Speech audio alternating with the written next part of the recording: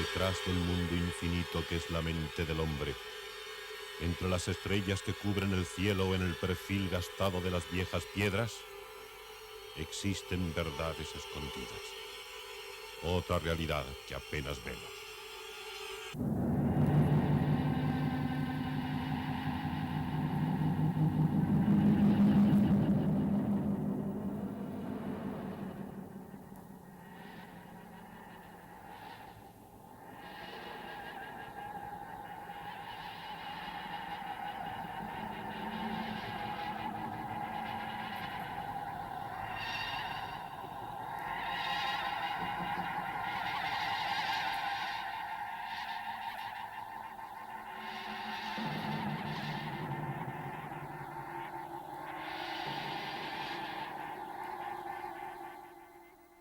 Buenas noches. El pasado es con frecuencia un enigma que a duras penas se deja desentrañar, como si quisiera permanecer definitivamente muerto, como si aquellas civilizaciones, aquellos hombres, con sus angustias, sus luchas, sus miserias, deseasen permanecer para siempre en el reposo del olvido. Por eso hay profesiones que pese a su dureza no llegan a igualar la aridez, la dureza que tiene la profesión de arqueólogo. Es cierto que los hallazgos, los descubrimientos de ruinas, de tablillas, se difunden en la prensa, en los libros, en las películas, pero lo que mucha gente ignora es que por cada uno de esos hallazgos hay años de silencio estéril, hay años de búsqueda sin conseguir nada, hay años de decepciones y a veces el único premio que el arqueólogo consigue es la enfermedad o la propia muerte. Hoy voy a contarles a ustedes una de esas historias, las vicisitudes que rodearon a uno de los descubrimientos arqueológicos más importantes, sin duda el más importante de este siglo.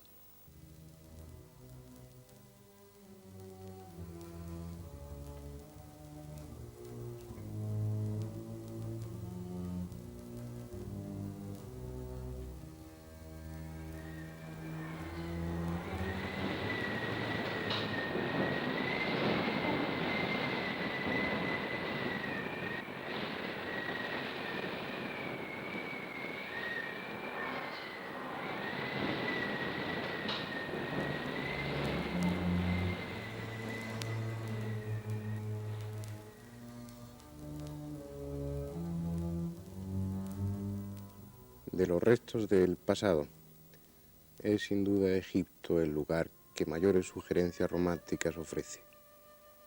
Hermético, siempre desconocido, ha atraído la imaginación de los que gustan soñar despiertos, y pocas regiones del planeta han sido excavadas tan minuciosa y ardientemente como esta.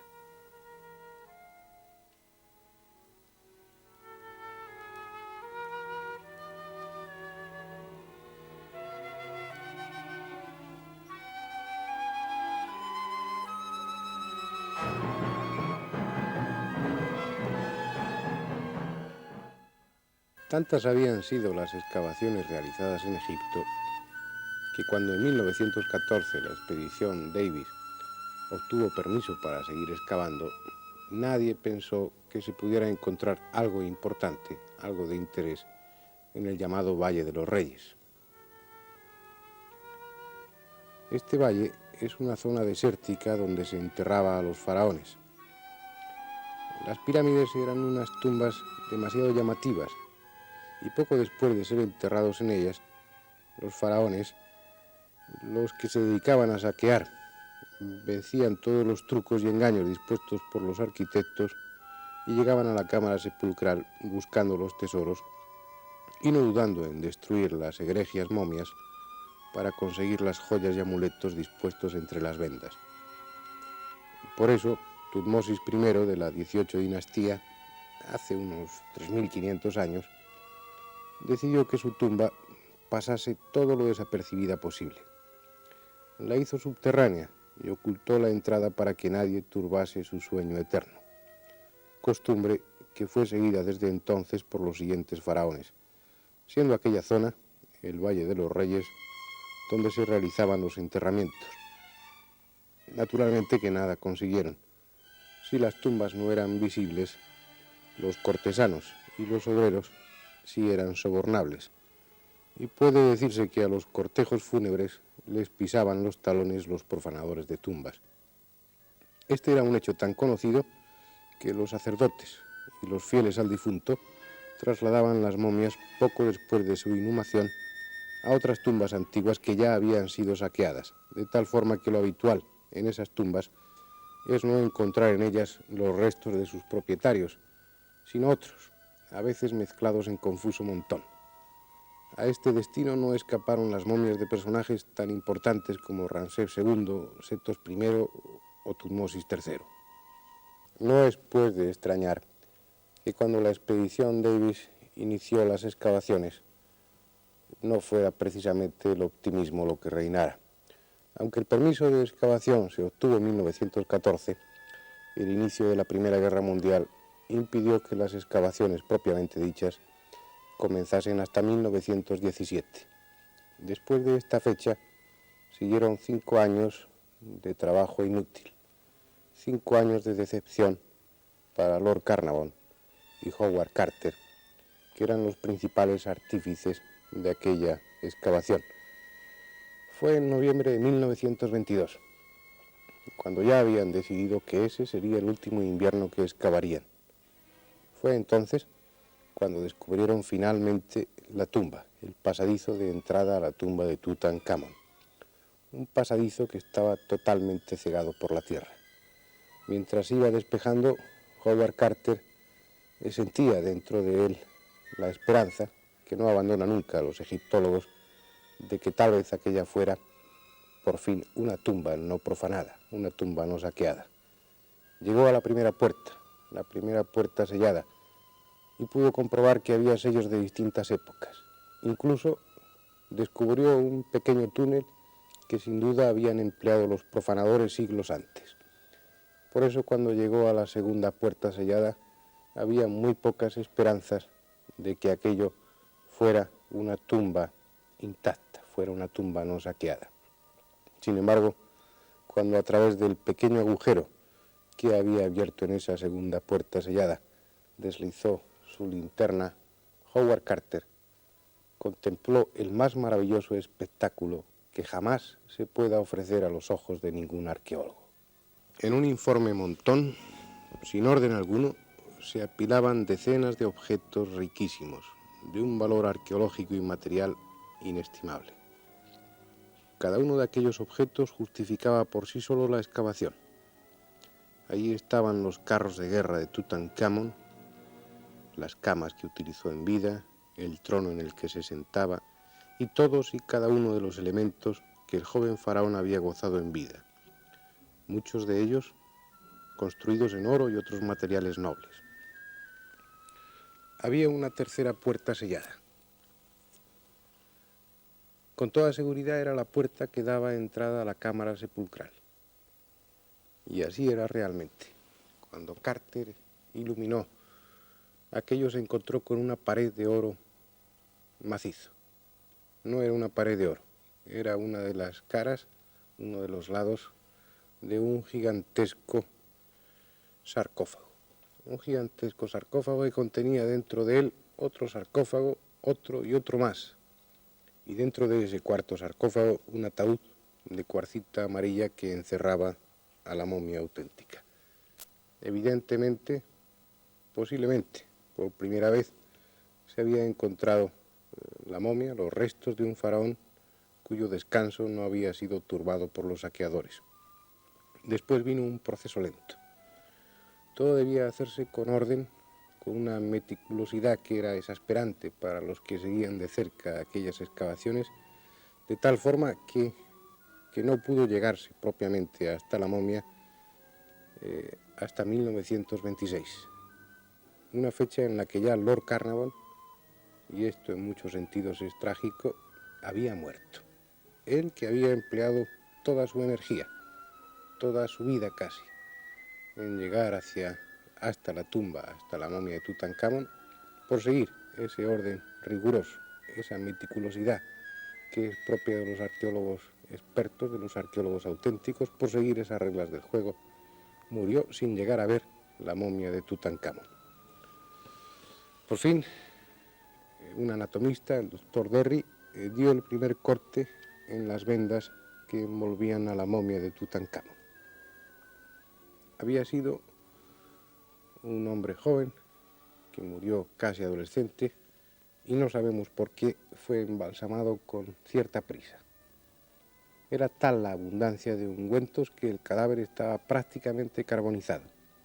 Sin embargo, el rostro y los pies se conservaban bien, y el rostro describía la cara de un adolescente con un porte noble, con un porte de bondad, que nos habla de un faraón que posiblemente hizo pocas cosas, participó en pocas empresas. Cuando se realizó un estudio anatómico más serio, más completo, pudo comprobarse que ese adolescente, que ese joven monarca, había fallecido entre los 17 y los 19 años de edad y había muerto posiblemente de una enfermedad, al parecer no traumáticamente, pero no sabemos y probablemente nunca sepamos de qué murió realmente.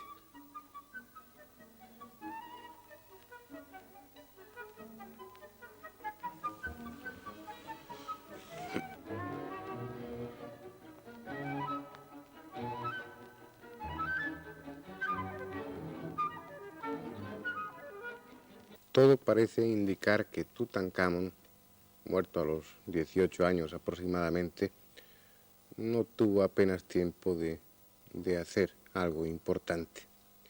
Sin embargo, su tumba es una de las más ricas que se conocen. ¿Por qué esta fastuosidad? ¿Por qué este derroche de objetos preciosos en el enterramiento de un faraón que apenas, como el mismo Carnavón dijo, había hecho algo importante en su vida, salvo morir y ser enterrado? La razón se la voy a explicar. El antecesor de Tutankamón fue Amenofis IV, Akenatón, el faraón hereje, como está recogido en la historia. Akenatón había establecido el culto a Atón, con gran quebranto, por supuesto, para los sacerdotes de Amón. Y fue Tutankamón, su sucesor, que era yerno de Amenofis IV y probablemente también su hijo, ya que entonces eran comunes los matrimonios entre hermanos. Tutankamón, que en realidad comenzó llamándose Tutankatón, restableció el culto a Amón. Por eso cambió de nombre y se llama Tutankamón. Y entonces los sacerdotes, agradecidos, cuando él murió, cubrieron su tumba literalmente de oro. Tiene merecimientos sobrados por estos hechos Tutankamón para figurar en los libros de historia. Es una de las tumbas más importantes, uno de los hallazgos más insólitos que ofrece la egiptología, la arqueología actual. Sin embargo, hay otra causa, hay otro elemento en la historia de este descubrimiento que hace que Tutankamón sea importante. Otro aspecto menos agradable, mucho más siniestro. Con Tutankamón, con la historia de este hallazgo, se da comienzo a otra historia, a una trágica y lóbrega historia, la historia de la maldición de los faraones. Poco tiempo después del descubrimiento, y sobre todo basándose en la muerte prematura de Lord Carnarvon por la picadura de un mosquito, tal como se explicó, comenzó a extenderse el rumor de que había una maldición, de que existía en la tumba de Tutankamón una inscripción que maldecía para todos los siglos venideros a cualquiera que profanase, que turbase su descanso eterno. Comenzó a extenderse el rumor de la maldición y comenzaron a hacerse notar los efectos de esta maldición. La primera, la que puso sobre aviso a los periodistas sensacionalistas, fue la muerte del propio Lord Carnarvon, como les decía. Esta sucedió el 6 de abril de 1923 y la explicación médica, posiblemente real, es que fue a consecuencia de la picadura de un mosquito. Después, en los años siguientes, las muertes misteriosas de los que directa o indirectamente participaron en la excavación se hizo cada vez más larga. Mace, que con Carter abrió la cámara sepulcral. Lord Beresbury, que se arrojó desde la ventana de un 7º piso. Su hijo, que fue secretario de Carter, murió un año antes que su padre y también de forma repentina. Bagel murió de fiebre desconocida. Douglas Reid repentinamente, mientras examinaba con rayos X una momia. El hermanastro de Lord Carnarvon se suicidó.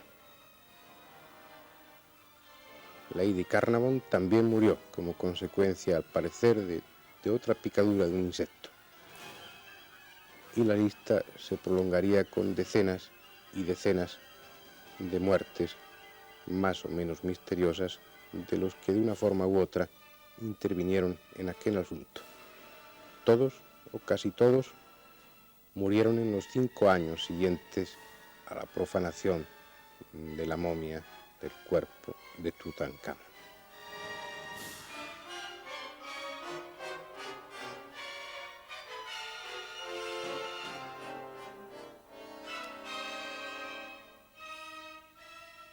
Parecía que la maldición de Tutankamón extendía su siniestra mano de una forma misteriosa, pero efectiva, sobre todos aquellos que directa o indirectamente habían participado en el hallazgo y, por supuesto, en la profanación consiguiente de la tumba de Tutankamón. Pero solo lo parecía, y lamento al decir esto defraudar a aquellas personas que están ávidas de misterio. Solo lo parecía. En realidad fue una exageración, cuando no una invención. La piedra fundamental, el punto de arranque para toda esa historia, donde los periodistas de aquella época descubrieron el filón para ensanchar y dar un cariz misterioso a todo aquello que ya de por sí era misterioso, como pueda ser una excavación arqueológica y en un terreno tan sugerente como es Egipto. Lo fundamental para ellos, insisto, fue la muerte de Lord Carnarvon, una muerte prematura y por unas circunstancias tan poco claras como la picadura de un mosquito. Se extendió el rumor y se fabricó una lista de nombres en la que a un ritmo bastante vertiginoso se iban añadiendo nuevas y nuevas víctimas. Pero se estaba deformando la realidad cuando no, se estaban inventando las cosas.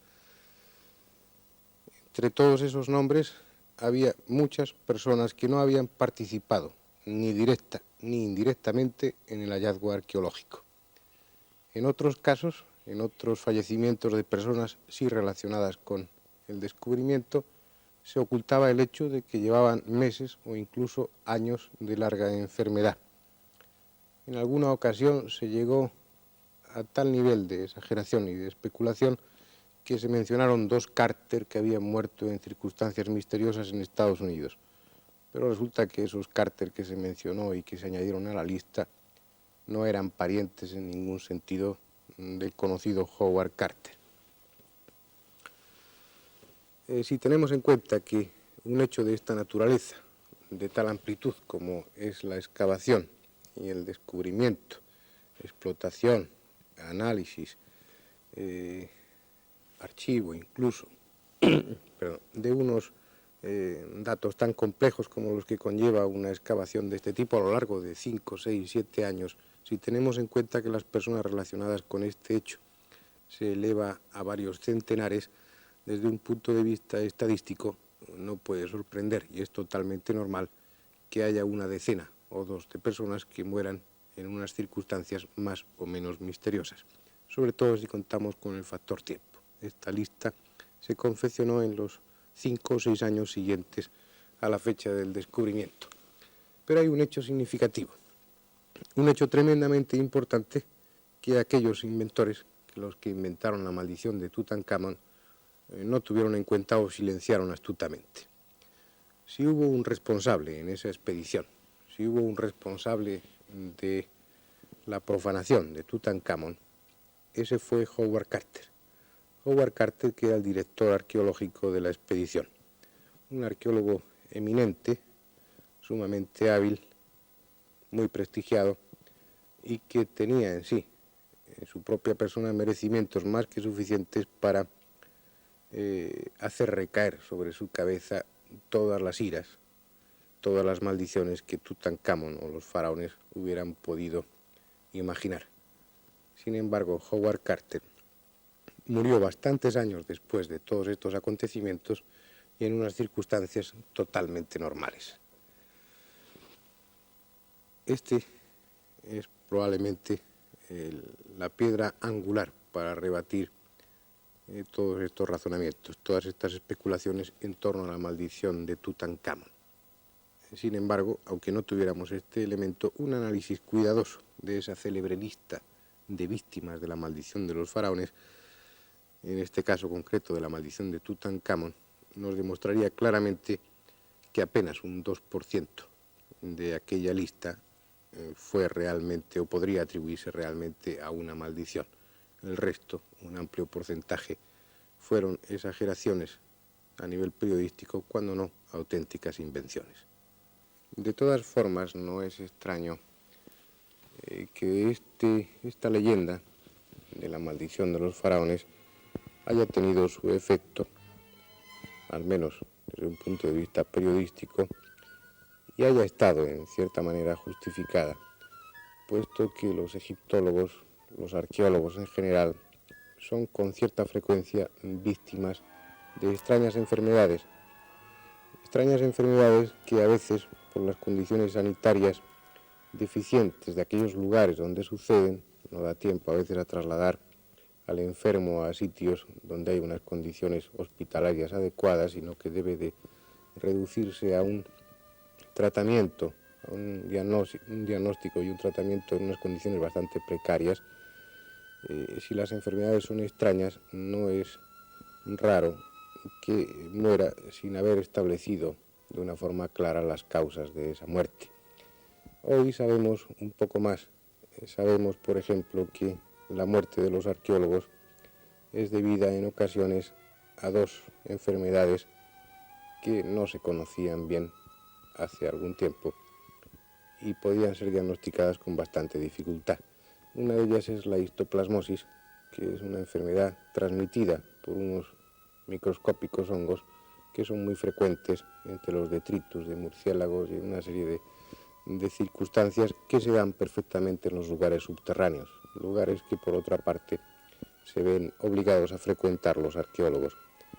De otra parte, se sabe hoy que los que embalsamaban los cadáveres de los faraones empleaban con alguna frecuencia unas pastas que eran radiactivas, cuya radiactividad ha permanecido a lo largo de los siglos, ocasionando en algunos investigadores lesiones cutáneas importantes que eran seguidas a veces de la propia muerte.